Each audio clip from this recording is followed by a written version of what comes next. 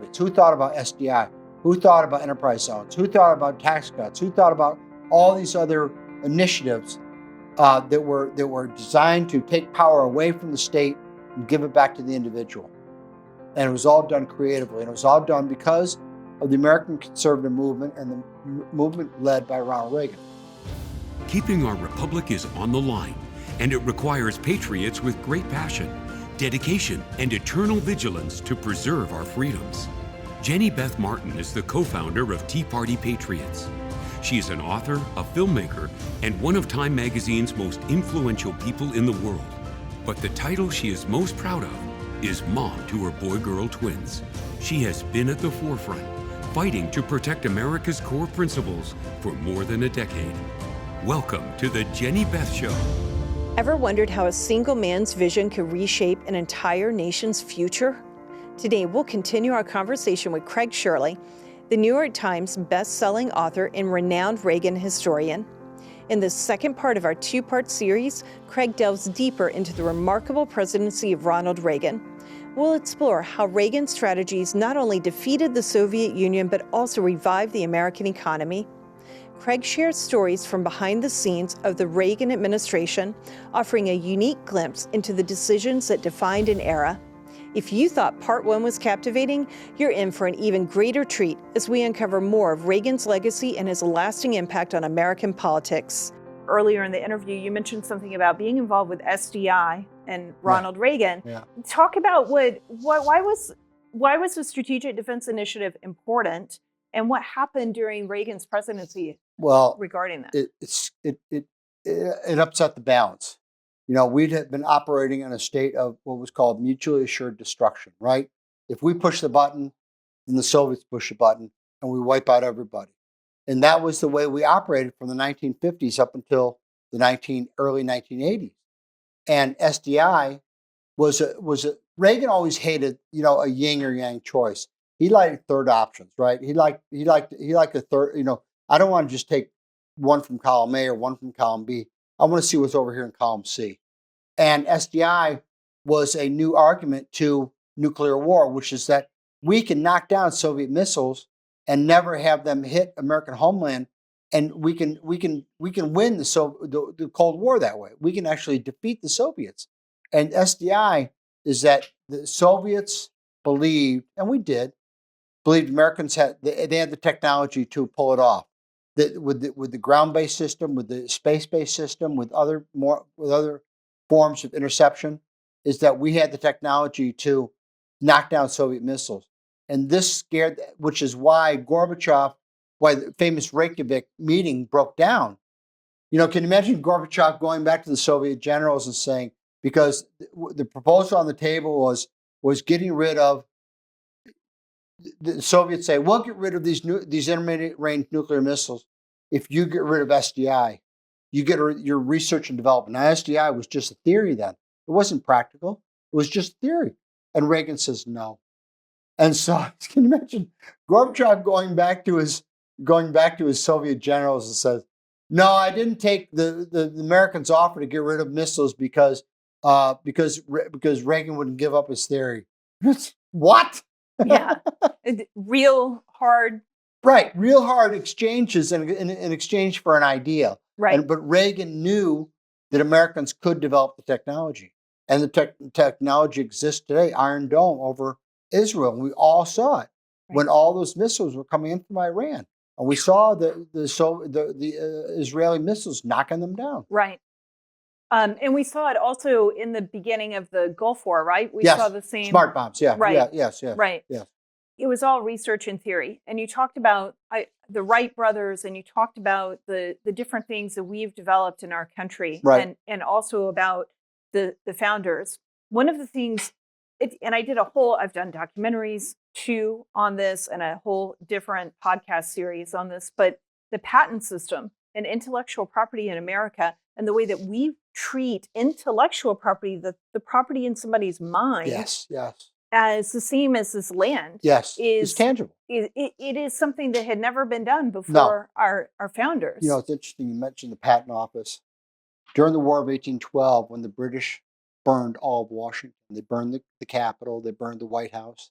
They burned all the federal buildings. They burned many residential buildings. The one building that didn't burn was the patent office Wow. because they wanted the ideas. Right. They wanted the ideas, take them back to England.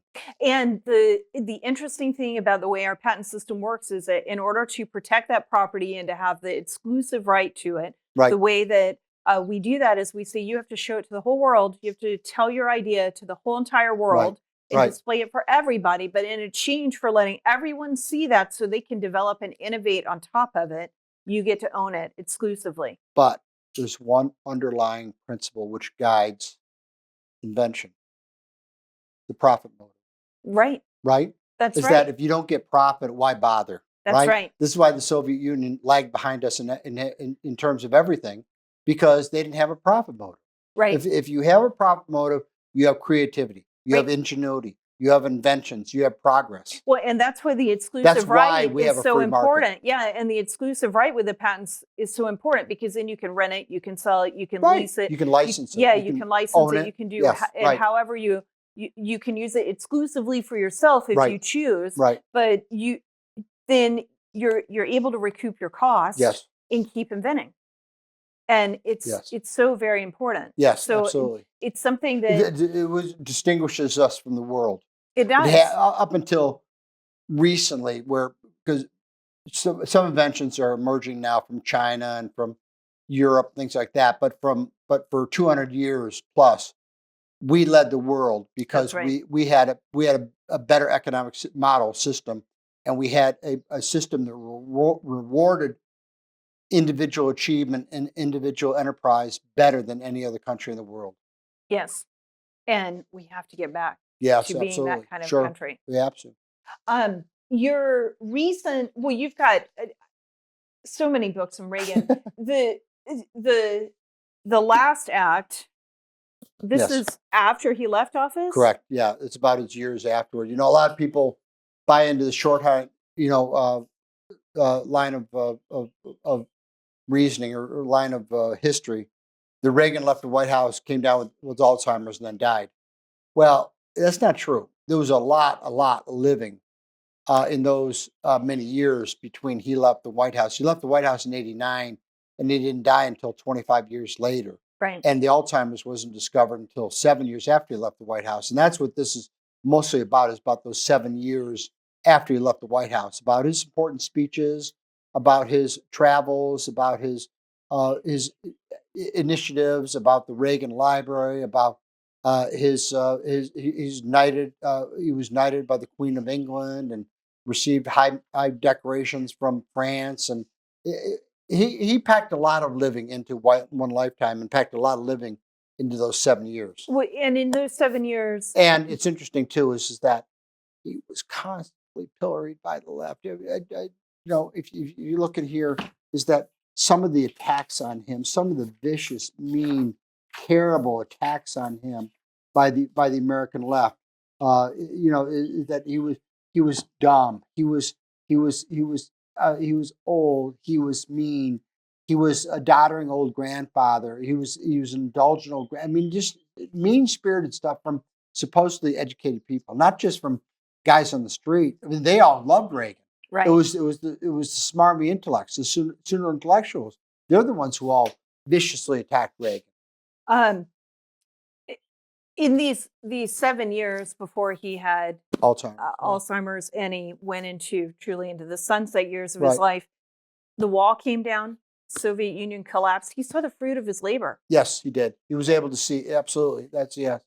And he wound up didn't he give Mikhail Gorbachev a medal or something? He got a medal from the Soviet Union. Okay. But it's interesting is that he went to the Soviet Union to give a speech, and he was there's a great famous picture of him. He's talking to students from the University of Moscow, and there's a famous picture of him underneath the bust of Lenin, right? Wow. And he's telling his students, he says, yeah, and he was no good either. And they're like, yay! Yeah. They're applauding an American president and they're booing a Soviet premier. That's how things change, how quickly things change in the Soviet Union. The rejection of socialism.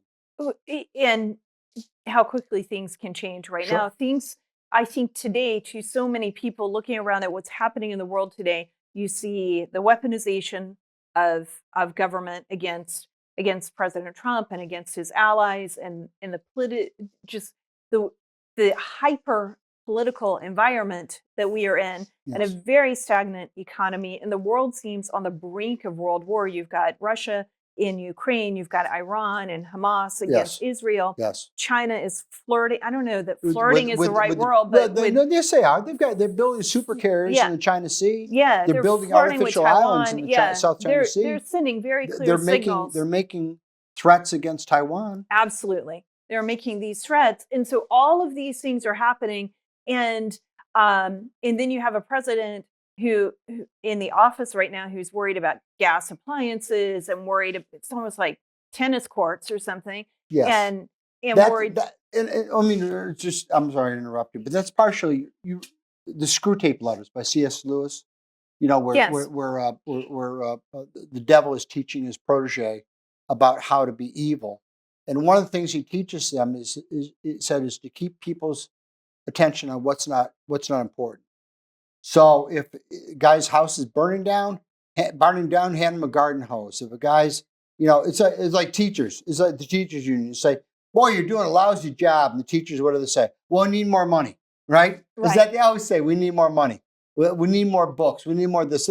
We need more schools. They always they never answer for the lousy SAT scores or lousy crime in schools or teachers getting beat up or all the public schools in America are atrocious, right? Which explains the growth of private schools and parochial schools and homeschooling. Going after Biden, going after air conditioning and going after electric cars and all this other stuff is to keep people's attention focused on what's not important. Well, it keeps it on what's not important, but it's important in their day-to-day life. Like being able to cool your house, being able to cook to the extent they can control people, sure. Right. Yes. But I mean, the individual, it distracts the individual, but those things are important to quality of life of the individual. Right. Yeah, they are. So then they focus on that, but all of these other things are going on right now. And it's very easy to just think we're never going to be able to right this wrong. Mm-hmm. And I think that's why looking back at what happened with Reagan and how quickly things changed. I mean, he took down the Soviet Union in 8 years, in 10 years, arguably. Well, he restored American morale. That was important. That was the important one, is that without the restoration of American morale, nothing else happens. Nothing else happens. Is that there's no prosperity, there's no growth, there's no hope, there's no future. The optimism was truly part of his ideology. Yeah, right. And why is that so important right now?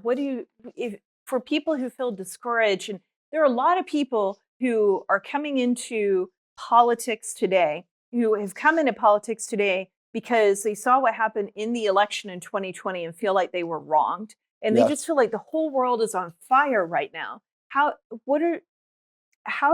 is that message of optimism important? I would boil the world is kind of on fire right now. Jenny Beth, I would boil it down, probably overly simplistically, but I would boil it down to the eternal argument of where power resides. Does it reside with the few elites, the few corrupt elites, or does it reside with the many people? You and I would say it resides with the many people.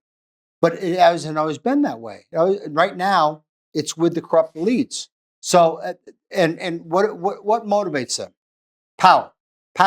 There's no. That is the ends and the means. Is that you say? Well, I remember from the book 1984 where Winston Smith is in room 101 and having the crap kicked out of him by O'Brien, and O'Brien says, "Why does the state desire power?" And Winston Smith says, "Well, to help better the plight of the people and help them, become better people." And O'Brien starts kicking the shit out of him. No, that was stupid. That was stupid, Smith. Why? And he finally answers, says, because the state desires power. Yes, that's a correct answer. Not to help people, not to make a better world and make a better society. It's simply to have power. For power's sake. And you go back to Pontius Pilate versus Jesus Christ, through the Dark Ages, up to the American Revolution. It's the eternal argument of where does power reside. And so we're seeing that happen again today between, and it's really crystallized between Donald Trump and Joe Biden. Joe Biden is the epitome of the corrupt elites. This election, I think Trump has kind of stumbled on the truth. Trump is not an intellectual, but he is instinctual. He's got the best instincts I've seen in politics in many, many years. Is that he knows this is an important election. Is it the most important election? No. But I would say it's one of the 3 most important elections we've had in 250 years. 1828, John Quincy Adams versus Andrew Jackson. Andrew Jackson represents the populace, the elites, the anti-corrupt government, anti-corrupt establishment. 1980, Ronald Reagan, the populist reformer, a conservative reformer against the corrupt elitist Jimmy Carter. And this election, 2024, with again Biden, the corrupt elitist, versus Donald Trump, the reform populist. I think he made a mistake last time. He didn't go enough after spending and after corruption. I hope he puts that at the top of his agenda this time. I don't see how he could not. Yeah. I mean, especially the corruption, because the corruption has been used so. It's so widespread. It's so widespread, and he is facing personal consequences because of the corruption. I saw a lot of corruption over the years. I mean, really, really terrible things. I think my revulsion came in, I think it was 1990. It was just after the Republicans took over Congress, 95, 96, before Bob Dole was nominated. He was the Senate Majority Leader. And I was representing the cable industry. And the cable industry, the new broadcast spectrum had been invented over and above the current broadcasting spectrum to include now, you fellas probably know, but it was a new broadcast spectrum anyway, over and above what the networks were using. They were, cable uses cable, goes on TV poles, right? Broadcast spectrum uses the airwaves. And UHF and VHF. Right, yeah, exactly. And the airwaves belong to us, the American people, right? And so this new spectrum was up before Congress, what to do with it. And we were lobbying Congress, well, put it up for auction. Make ABC, NBC, and CBS pay for it. Don't just give it to them, because this could generate billions of dollars for the U.S. government that belongs to the American people. And it was interesting because I got nowhere. Everybody was so scared of the broadcast industry. The only 2 members of Congress that could get to stand up to the corrupt broadcasters, Bob Dole, who really, I was proud of Dole. I was proud of Bob. I remember seeing him lay into the National Association of Broadcasters, was then headed by a guy named Eddie Fritz, right? He was the head of NAB, and his college roommate had been Trent Lott. Oh. Yeah, so it was very convenient to. Right. And Trent Lott was a nice guy, but he was as dirty as they come. He was not a very clean politician. But anyway, and Barney Frank was the other one. Was the only other member of Congress that could get to stand up to the broadcast. So the ABC, NBC, and CBS were given billions of dollars of new broadcast spectrum and didn't pay a dime for it. Didn't pay a dime. Corrupt. Yeah, corrupt. Yes. Total. And I do hope that Trump gets in there and cleans that out if he is your lips to God's ears reelected. You also have a book on his greatest speeches, right? Yeah, that was fun to write. Why was it fun to write? Because it was overlooked the fact that Trump was actually a good phrase maker and a good speech maker. He gave some good speeches. The Mount Rushmore speech, I remember, was very, very good. Yes. That's in there. I think Zarina and I went through about 50 of Trump's speeches, and we came up with about 20 that we thought were exceptional speeches. He really gives good speeches. Yes, he does. He doesn't stick to the teleprompter very often, but when he still gives good speeches. And I think that he doesn't stick to the teleprompter.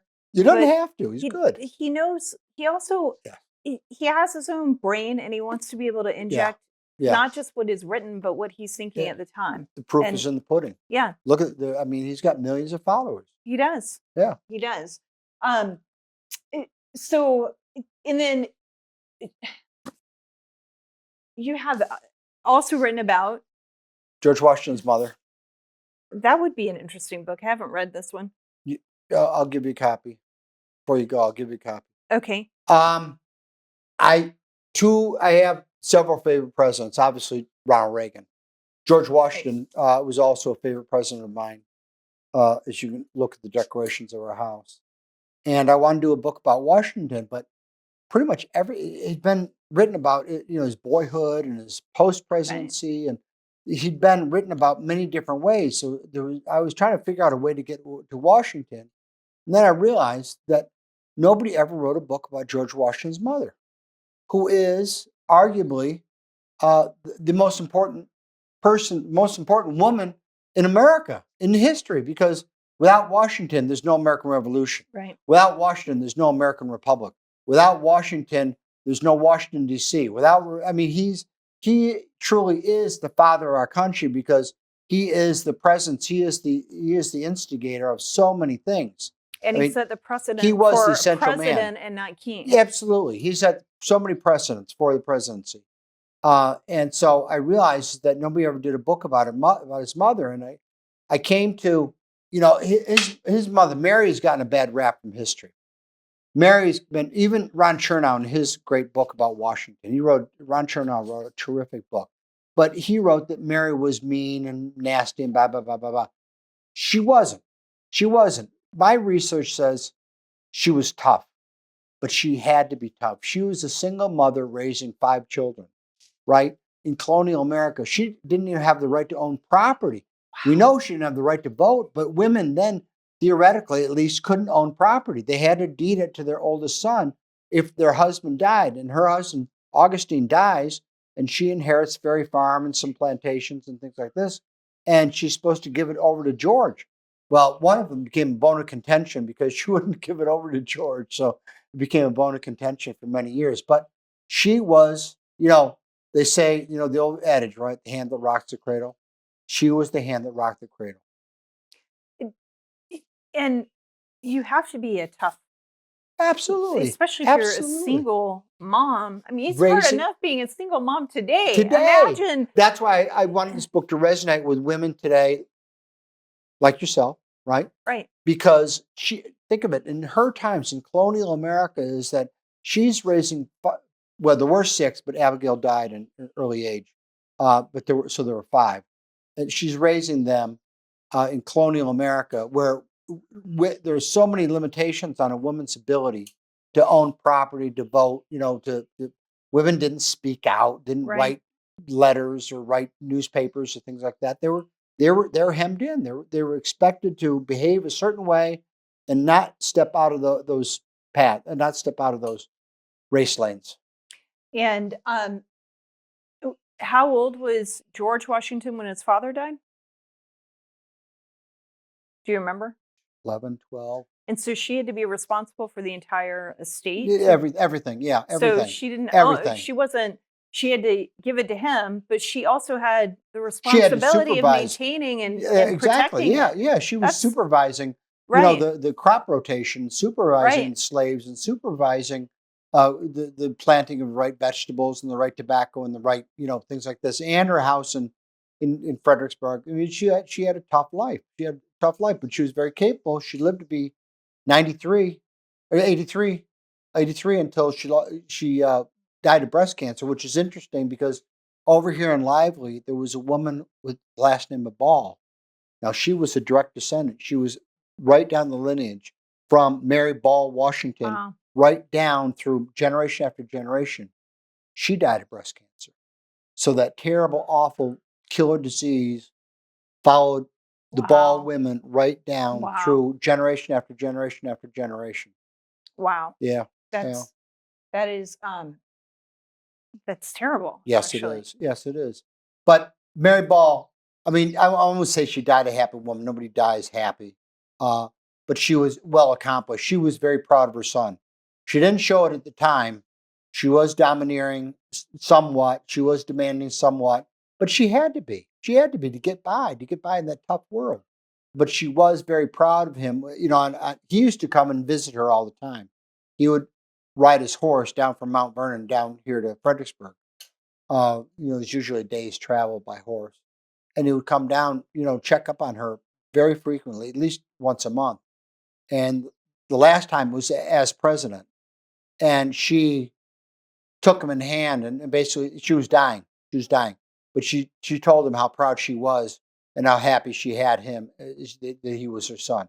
So at the very last, he gets the final blessing he needs to get his mother's blessing. Right. Yeah. And when you're this when that's really the only parent he knew at that, I mean, at 11, I'm sure he remembered his father. No, but, because his right. Lawrence, who was his stepbrother, was his surrogate father. Wow. But Lawrence, who owned Mount Vernon, who named Mount Vernon after a British military commander he worked for, and then sold the property to George, who then made it his own. But Lawrence, who died at a young age too, was his surrogate father. He really looked up to. He was a very well accomplished individual. He was very well accomplished. He was military leader and officer, and was well thought of. That's good. Yeah. And then you also wrote one on Newt. Yeah. I first started volunteering in 1992. Right. And I was in Newt Gingrich's district. Right. So I volunteered. Carrollton. Well, it was in Marietta. So it was in Marietta at that time. And I wound up volunteering on Bob Barr's campaign. Because I reached out to Newt's campaign and they were like, we don't go help over next door. And you even say he's a Reagan conservative. Yes, very much so. How is that?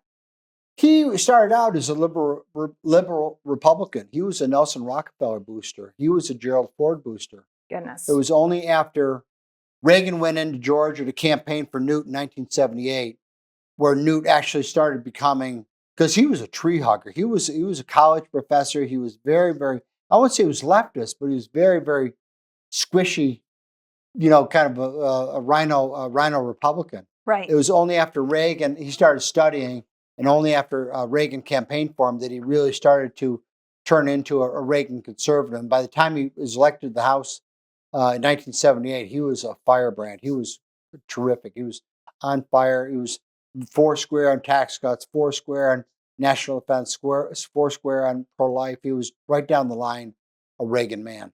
And this book is about a lot of the coordination between him as he was rising through the ranks up to Speaker and the Reagan White House. And does this book cover his speakership as well? No, it ends with him becoming Speaker. Okay. It ends. That's the ultimate. Yeah. It charts his growth from the time of being a college professor at West Georgia State up to the night he becomes Speaker. Well, now you have to write another book. Well, I've been thinking about that. I don't. I have. These are not enough. And this. I have a legal. I have a legal tablet. Yes, yeah. I have a legal tablet. With right now, there's about 26 books I want to write, which means one thing: I'm going to expire long before the list does. Yes. Right. Yes. One thing that I knew and have known Newt from when he became Speaker. I mean, I met him before he was Speaker. Right. I saw him. Right. But I wouldn't say I'm like best friends or even friends with him, but I know him. I was his constituent while he was Speaker. He doesn't have best friends. Well, good. Then see, I don't have to feel bad, but I don't feel bad anyway. He has friends. Yeah, he has friends. But I respect him for it. He's very guarded about things. He doesn't show his emotions too much. I won't say he keeps himself, because he and Callista are, like this, right? He loves Callista very, very much. He likes his friends. I just got an email from him this morning. He's asking me all the time about this Reagan question or that Reagan question, or the question about American history. So we correspond frequently. But I would never say he's a close friend. I would say he's a very good person. Right. He's a very good person. I think that he used the office of Speaker.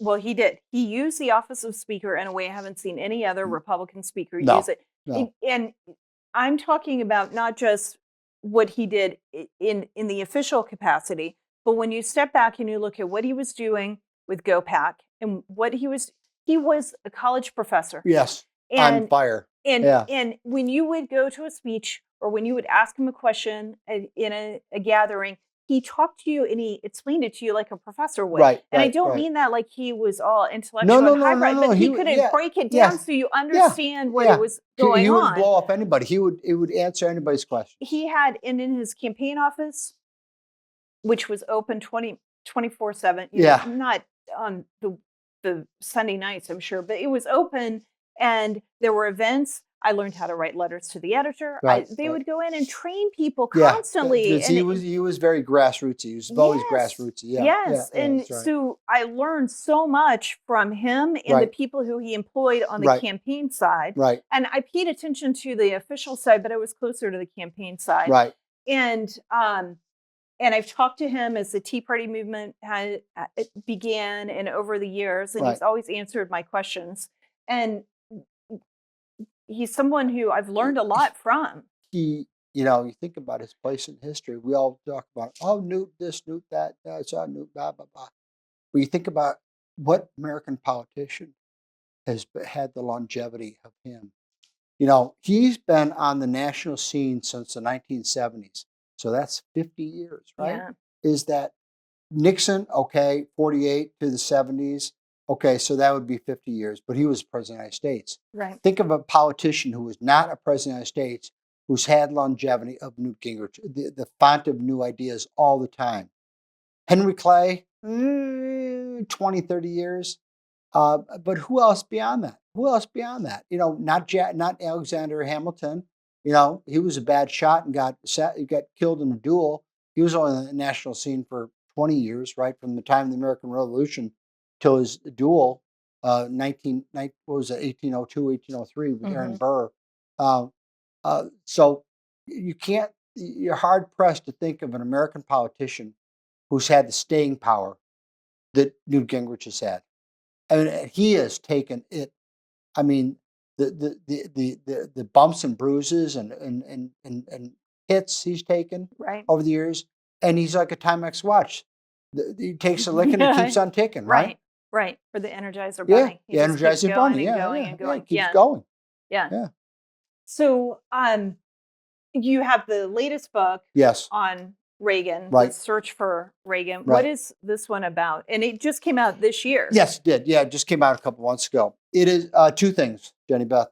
It is, first of all, is exploration of Ronald Reagan's intellect and his compassion, both of which were considerable. His old aide, Marty Anderson, who was a good friend of mine, he's since passed away.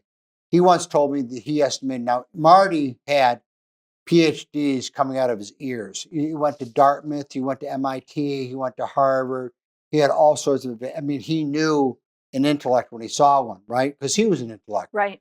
And he told me one time he estimated Reagan's IQ as being 170, right? Wow. But also it's his compassion, which was considerable. His compassion for men dying of AIDS and how much the untold billions he had the federal government spend on research and his compassion for Japanese Americans who had been interred during World War II unfairly, and his drive to get them reparations. So it deals with a lot of that, but it also is a refutation. It's a corrective against many of the liberal lies that have been hurled against Ronald Reagan over the years. So it's for two reasons. One is to explore his intellect, and the other is to correct the record.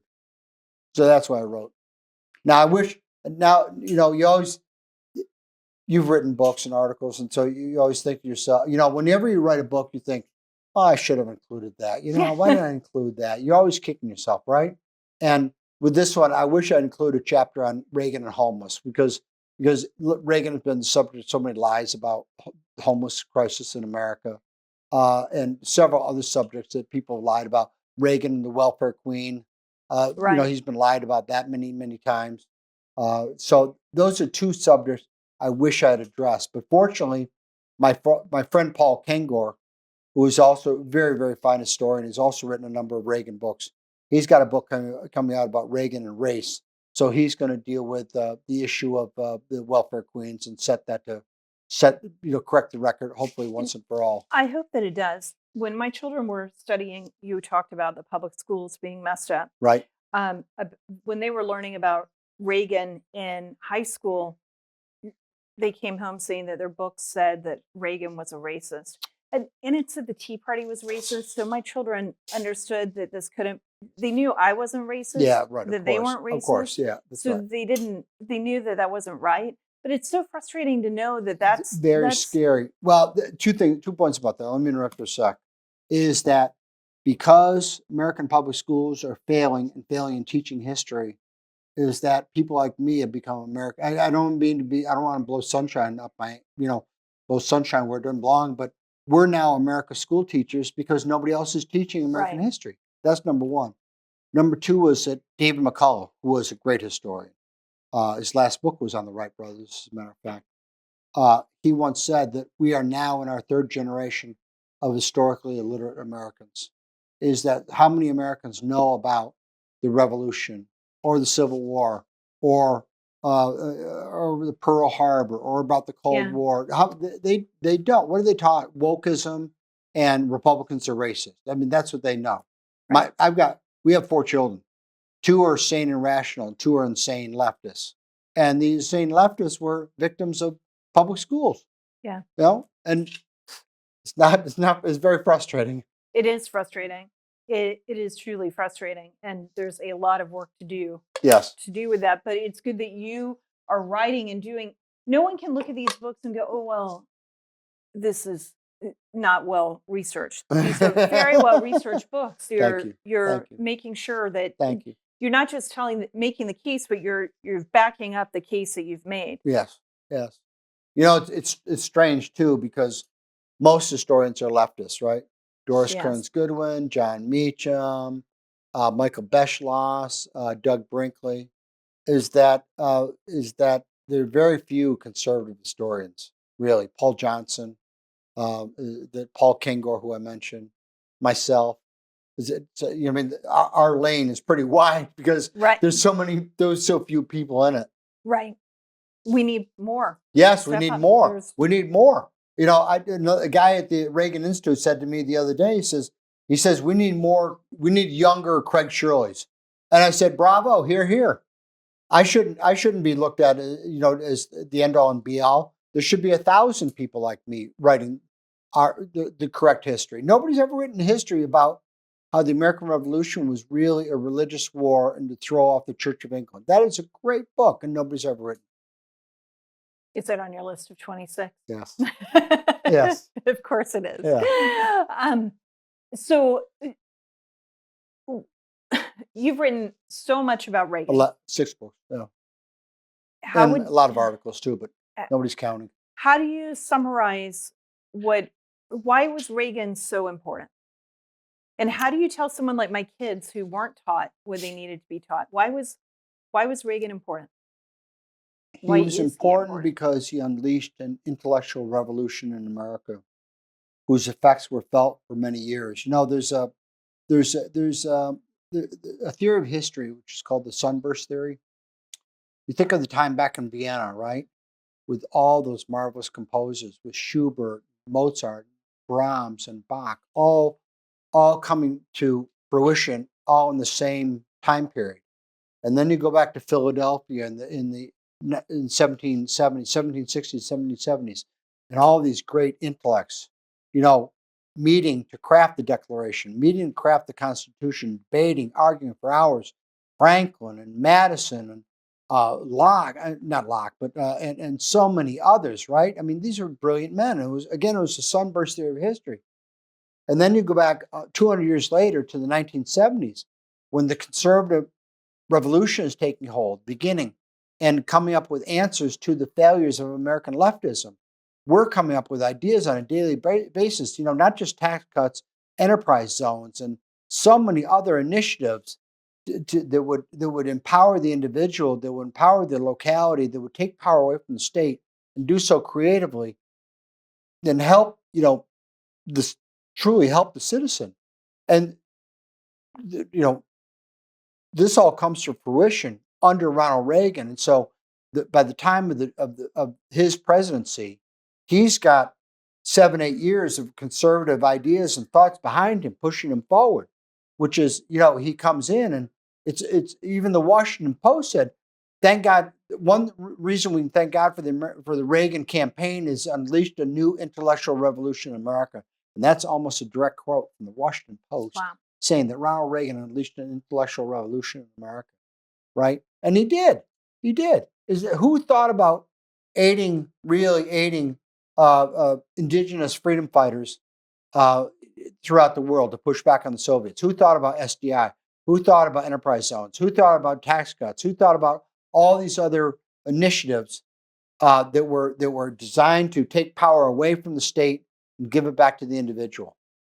And it was all done creatively, and it was all done because of the American conservative movement and the movement led by Ronald Reagan. Craig Shirley, thank you so much for your time Jenny today. Beth. Thank you so much. Thank you. You bet. It was fun. I enjoyed it very much. So did I. Thank you. The Jenny Beth Show is hosted by Jenny Beth Martin, produced by Kevin Mooneyhan, and directed by Luke Livingston. The Jenny Beth Show is a production of Tea Party Patriots Action. For more information, visit teapartypatriots.org. If you like this episode, let me know by hitting the like button or leaving a comment or a 5-star review. And if you want to be the first to know every time we drop a new episode, be sure to subscribe and turn on notifications for whichever platform you're listening on. If you do these simple things, it will help the podcast grow, and I'd really appreciate it. Thank you so much.